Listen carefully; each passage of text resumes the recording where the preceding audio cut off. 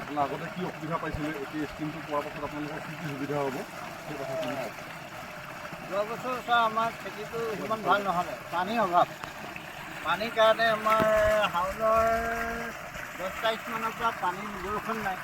বৰষুণ নোহোৱাৰ কাৰণে আমি যোৱা বছৰতকৈ এই বছৰ খেতি আধা ধানহে পালোঁ।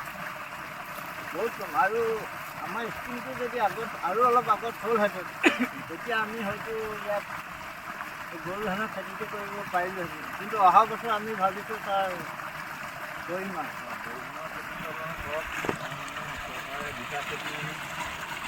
কৰাৰ ওপৰত বৰ জোৰ দিছে। খেতিয়কৰ আয় দুগুণ হয়।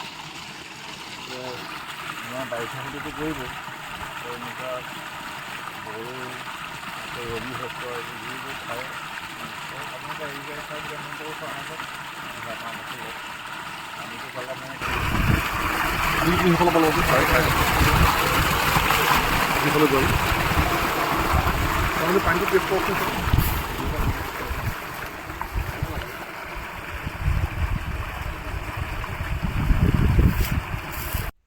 খাই যোৱা ওলাইছে।